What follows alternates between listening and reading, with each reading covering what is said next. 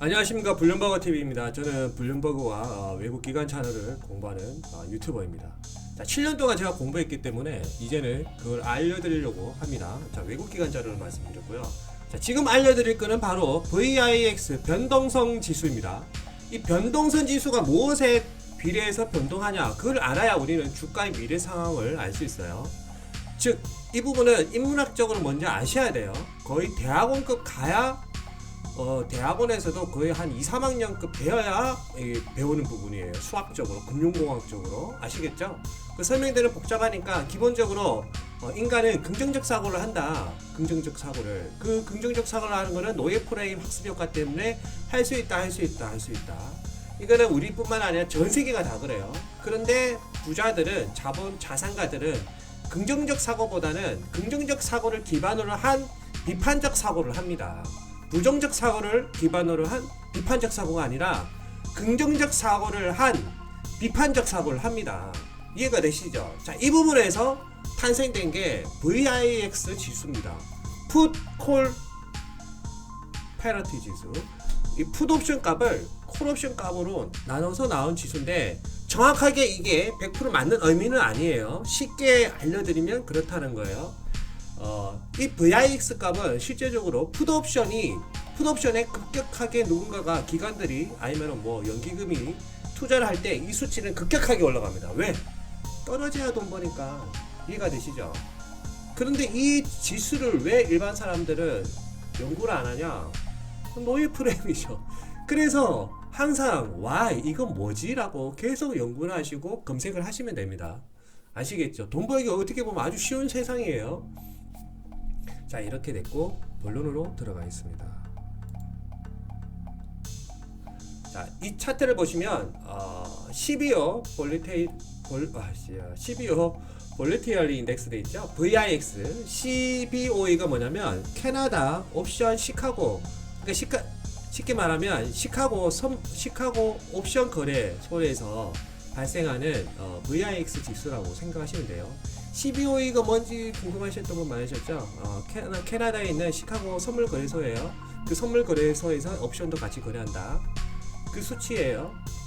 이 파란 색깔. 그 다음에 그냥 이거 빨간색이라 해야 될까? 하여튼 이 빨간 색깔은 나스닥 100 지수예요. 나스닥을 대표하는 100개 회사 수치 값이에요. 이렇다는 거예요. 자, 그러면 이 부분에 대해서 결론만 말씀드리면 이 VIX 지수가 정확하게 20에서 25 이하, 즉 24까지는 정상적이에요. 반올림해서 생각할 것 같으면 딱 25.0까지는 주식에 큰 영향을 안 미쳐요. 이해가 되시죠?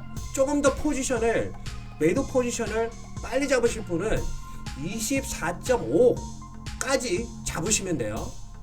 24.5에서 이 수치가 올라간다, 조금이라도 그 다음날 올라간다, 방향 패턴상, 벡터 방향상 올라간다 이러면 집어던지시는 거를 적극 추천드립니다. 왜? 기간이 그래요. 아시겠어요? 그래서 공부를 해야 되는 이유예요. 왜? 그런 자료는 일반인들은 몰라요.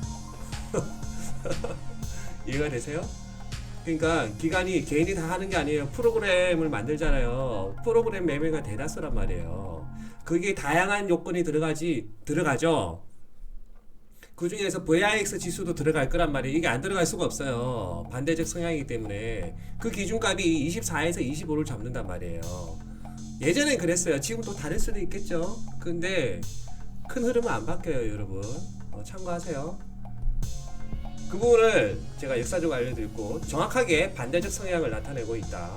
맞죠? 근데 VIX 지수가 20 이하로 떨어진다. 그러면 아주 호재죠. 맞죠?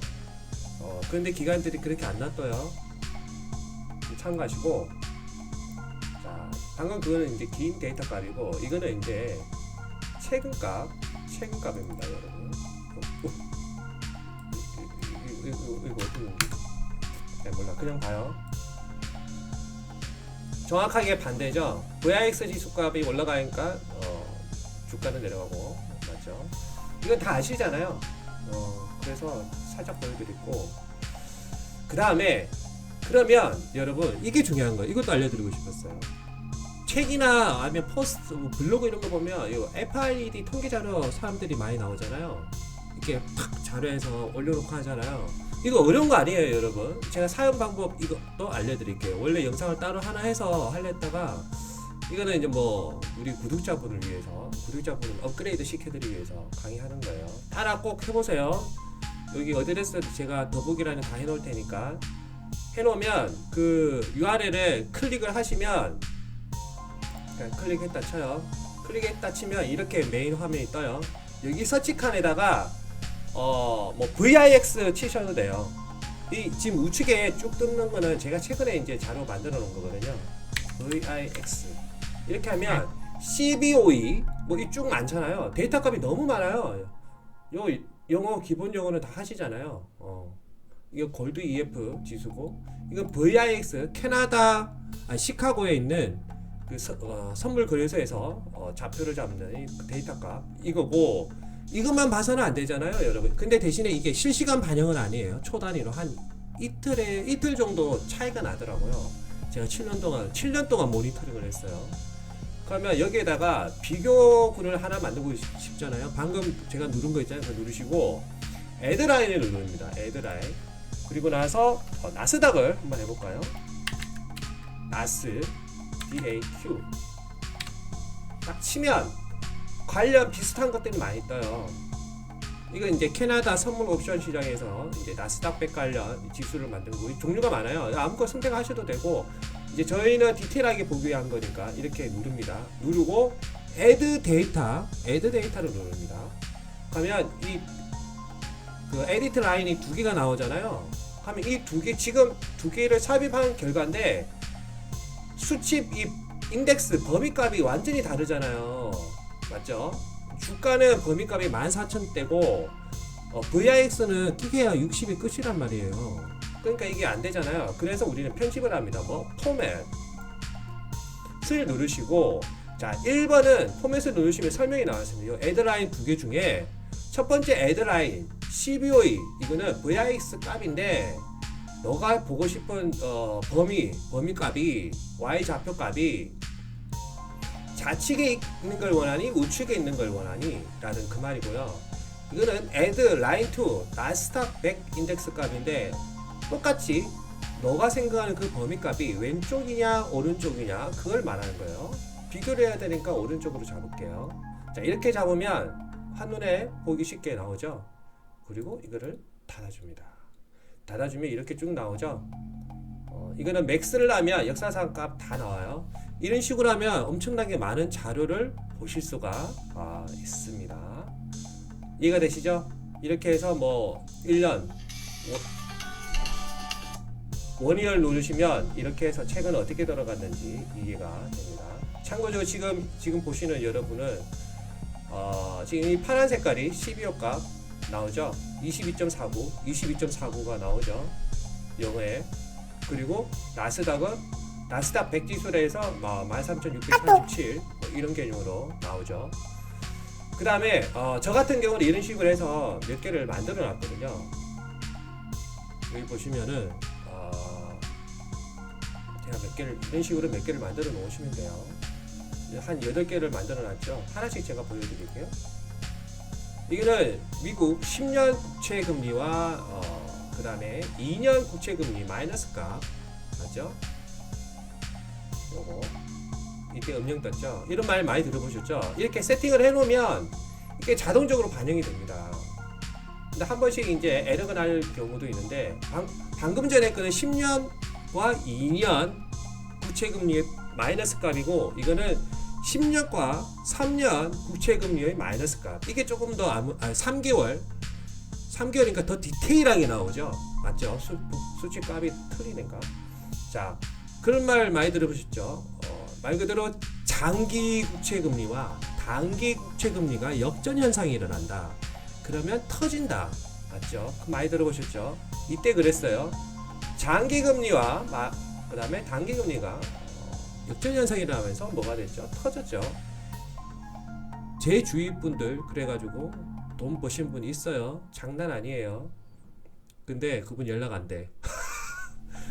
돈 벌었는지 연락 안 돼요. 아 대박. 자, 그렇게 해 놓으시고, 그 다음에 골드값도 이렇게 해 놓으시면 되고, 저 따라 몇 개 이렇게 해 놓으세요. 제가 그 해 놓으시라고 이런 거거든요.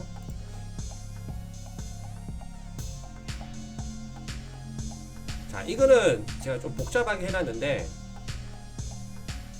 첫 번째 BOFA BBUS High Yield Index 옵션 이래 돼 있잖아요. 스프레드 지수. 이거는 뭐냐면은 BB 등급 채권, 말 그대로 쉽게 말하면 불량 채권이라고 생각하시면 돼요. 완전 쓰레기 채권 아닌데 이게 쓰레기 될 채권. 이마트에서 물건을 먹을 수는 있는데 이마트에서 팔지는 못하는 그런 채권. 그런 채권을 이제 스프레드 지수값을 나타낸 거예요. 그러니까 버블이 얼마나 심한지 이해가 되시죠? 그런 개념인 거예요. 그 다음에 이펙티브 펀더럴 파운드 레이트, 이거는 이제 기준금리고, 이거는 빨간색은 변동성 지수고, 이런 식으로 해놓으시면 될 것 같습니다. 이 부분은 이제 완전히 이해가 되시죠? 이해가 되셨던 분은 댓글에 꼭 남겨주세요. 댓글에 남겨주세요. 자, 그리고 지금 월요일장 정확하게 제가 장담하는데 한국에 웬만한 그나마 우리가 이름 들어본다는 기업이면서 지금 바이든 정권의 정책 트렌드와 맞아떨어지는 기업은 무조건 주식 오릅니다. 제가 장담하죠. 왜 그러냐? 엄청나게 떨어질 거거든요. 3.57%나 떨어졌어요. 이 VIX 지수가. 자, 이 왜 떨어지죠? 제가 그 전전 영상에 말씀드렸죠. 거기서 뭐라고 했나요? 모든 것들은 얼었다가 녹으면 어떻게 돼요? 소비가 이루어지고, 소비가 일어나니까 기분 좋아. 기분 좋으니까 써서 더 좋아. 써서 더 좋으니까 뭐예요? 모든 경기가 살아나는 거야. 알고 보면 간단한 거예요, 인문학적으로. 그러면 이번에 모든 걸, 이 소비 심리면 모든 걸 얼어붙게 해서 변동성 지수를 급격히 올린 거는 뭘까요? 바로 극한의 날씨예요. 그럼 우리는 그 날씨를 몰랐을까요? 그 2주 전에 제가 다 알려드렸어요. 알려드리고, 그 다음에 관련주 엑스모빌 대박납니다. 두 가지 이유를 설명해서, 그때 당시에 극한의 추위 때문에 대박나고, 엑스모빌은 쉐브론이랑 합병할 수밖에 없는 운명이기 때문에 대박난다 추천드렸었어요. 근데 지금은 아니야. 왜? 왜냐? 날씨가 풀리잖아요. 유가 폭락해요. 이해가 되시죠? 근데 유가가 계속 폭락하는 건 아니에요.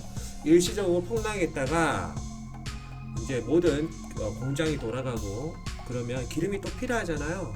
그러면 갑자기 급격하게 수요가 일어나야 되겠죠. 수요가 일어나면서 공급 물량이 딸리기 때문에 이로 인해서 또 폭등합니다. 아시겠죠? 월요일은 한국 시장 대박 난다.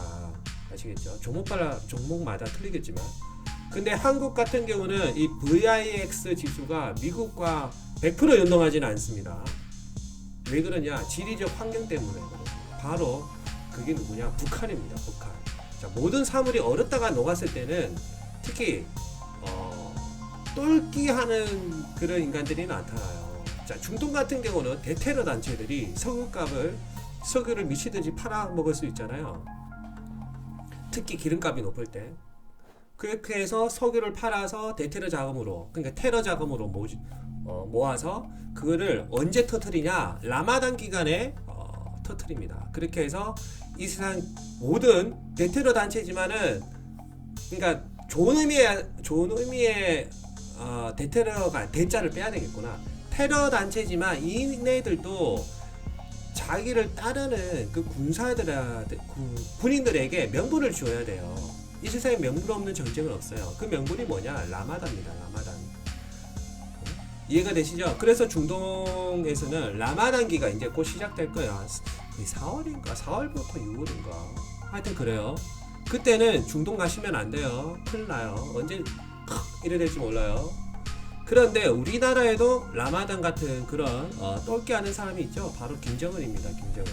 그래서 여러분들이 이렇게 호재가 VIX 지수가 폭락했을 때 대박 이렇게 생각하실 때 하나 더 우리는 체크를 해야 됩니다. 바로 김정은이가 북한이 어떻게 돌아가고 있는지 아시죠? 그 사이트 보는 사이트 혹시나 모르실 분을 생각을 해서 제가 이거 바로 38로스입니다. 38로스.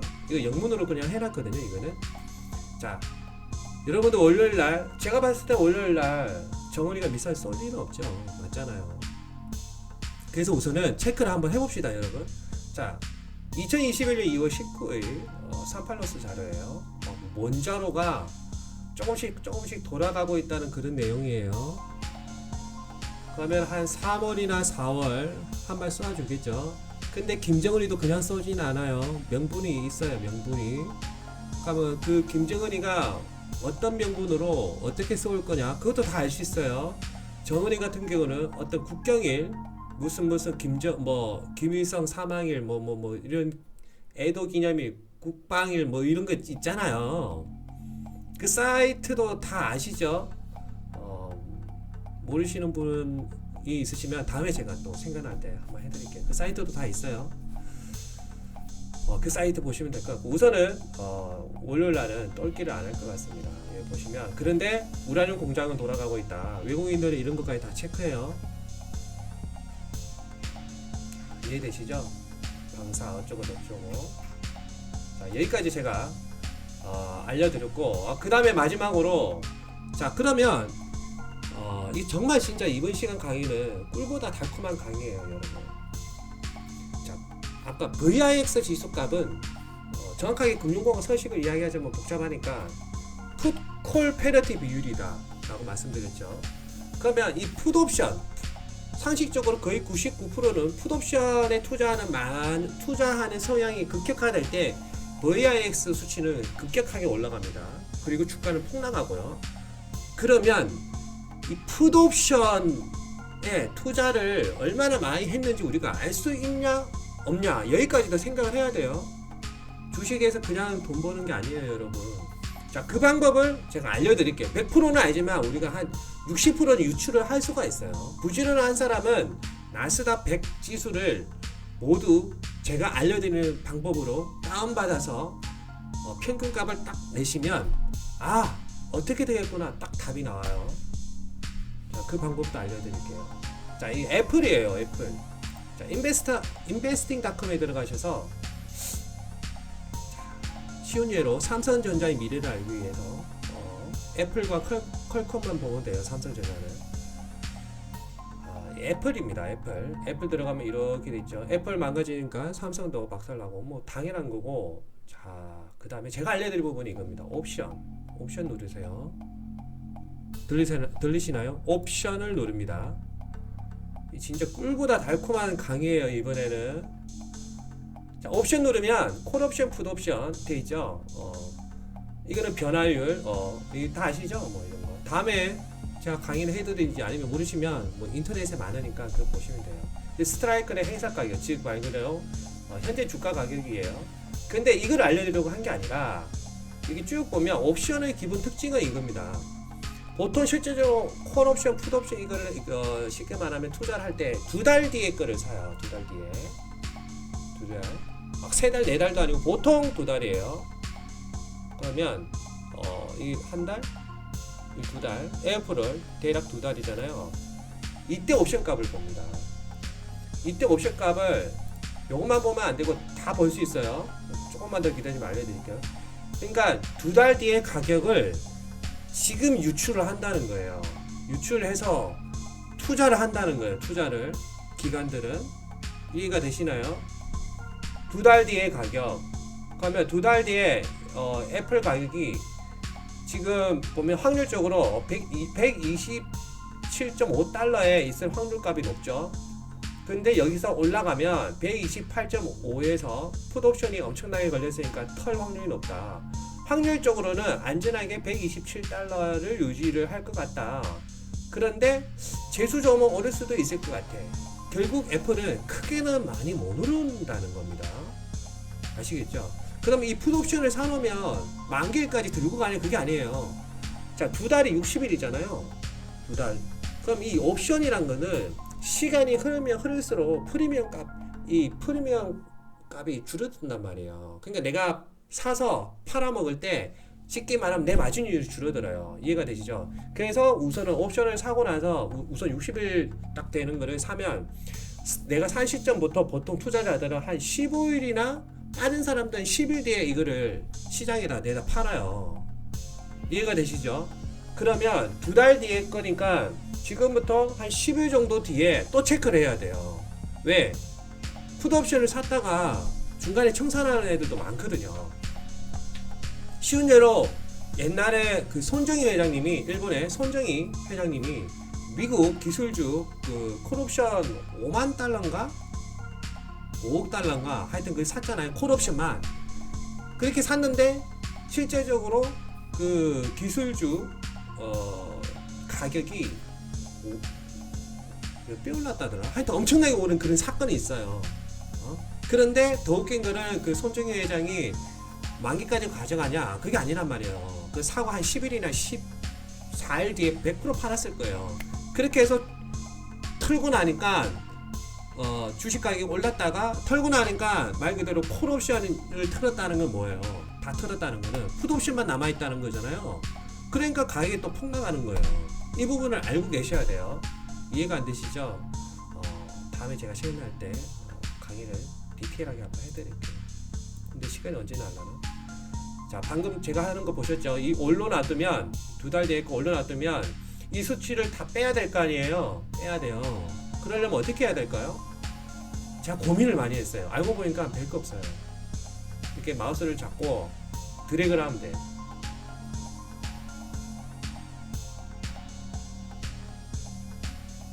뭐 다른 방법도 있겠죠. 저보다 똑똑하신 분은. 이렇게 드래그하고 컨트롤 C 하면은 컨트롤 C에서 엑셀 창을 하나 열어요. 그리고 엑셀 창에다가 붙여넣기 하면 딱 떠요. 쭉 뜨죠.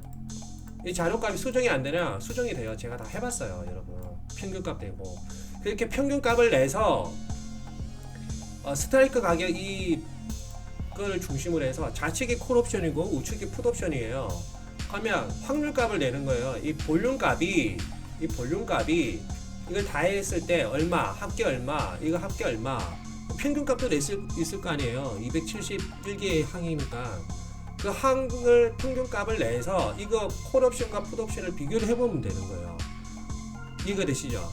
그럼 이렇게 나스닥 100의 회사를 다 작업을 하면 결국에는 하나의 풋옵션 데이터 값이 나오는 거예요. 이해가 되시나요? 이거는 이 작업은 말 그대로 정말 억 단위 이상 굴리시는 분들이 하셔야 될 거고 일반 개인들은 이렇게까지 할 필요가 없고 여러분들이 한국 주식을 대다수 투자를 하실 거예요. 그러면 삼성전자의 미래를 아시려면 퀄컴이나 애플만 아시면 돼요. 최소 퀄컴과 애플의 이 두 달 뒤 또는 한 달 뒤 이 옵션 데이터 값을 쭉 내려받아서 평균값을 내서 풋옵션이 많이 깔려있냐 콜옵션이 많이 깔려있냐 이거를 비교를 해서 하셔야 돼요. 그렇게 했을 때 콜옵션에 많이 깔려있으면 주가가 올라가니까 그래도 조금 더 들고 가면 되겠는데 이렇게 마음의 위안을 삼을 수가 있다는 거예요. 실제적으로 데이터 값이 그러니까. 근데 그거를 계속 삼을 수 있냐 그건 아니에요. 그 시간도 짧으면 10일 길면 한 14일 정도 마음의 안정감을 낼 수 있어요. 왜? 그 틀을 웬만해서는 안 벗어나니까. 근데 이거를 한 10일에서 14일이 지나면 옵션 투자자들은 청산을 해버린단 말이에요. 청산을. 이해가 되시죠? 자, 이 꿀보다 달콤한 알려드렸어요. 그 다음에 디테일하게 또 하나 알려드릴 것은 뭐냐면 이런 경우도 있어요. 삼성 주가가 드는데 애플은 왜 가라앉지? 뭐 이런 개념도 있잖아요. 거의 비슷하게 가는데 그거는 옵션일 때문에요. 옵션 만기일은 조심해라 그런 말 있죠. 그게 왜 그러냐? 여기 보면은 expiration date 이게 옵션 만기일이에요. 옵션 만기. 콜 옵션, 풋 옵션 이건 적어놓은 거고. 그러면 우리가 알고 있는 옵션 만기일은 우리가 왜 옵션 만기일 검색하면 보통 한 달에 한 번이잖아요. 근데 실제적으로는 그게 안 그래요, 여러분. 아시겠죠? 실제적으로는 이래요. 실제적으로. 그러면 지금 현재 이 데이터 값은 2월 19일 데이터 값이잖아요. 이거는 뭐냐? 벌써 두 달 전에 이 가격을 예상하고 옵션 2월 19일에 투자할 옵션 투자자들은 벌써 이 가격 정도를 예측을 해서 두 달 전에 풋옵션이든 콜옵션에 다 투자를 하고 끝냈다는 거예요. 아시겠죠? 60일을 봐야 되니까 두 달 전부터 투자를 하고 지금 2월 19일 행사되는, 쉽게 말하면 벌써 이 만기일 끝났죠. 이 만기일에 해당하는 이 옵션에 대해서 두 달 전에 샀다가 50일, 지금부터 50일 전에, 어차피 보유기간이 10일에서 14일이니까 50일에서 46일 전에 다 집어 던졌다는 거예요. 이해가 되시죠? 풀옵션을 행사했든 콜옵션을 행사했든 이해가 되십니까? 그렇게 보시면 돼요. 자, 이 부분은 제가 알려드리려고 했고, 그 다음에 12호에 이거는 제가 말씀드렸죠. 시카고 선물거래소, 여기 들어가시면 더 디테일한 자료들이 나옵니다. 여기서 데이터 값이 나오면 여기에 연동이 되어서 이 수치가 나오는 거예요. 이해가 되십니까? 여기서 데이터 값이 나오면 investing.com에서 데이터 값이 또 반영이 되는 거예요. 이해가 되시죠? 모든 옵션의 기준은 이거라고 생각하시면 돼요. 당연히 이제 아시아 쪽에도 있어요. 근데 대표적으로 CBOE를 생각하시면 됩니다.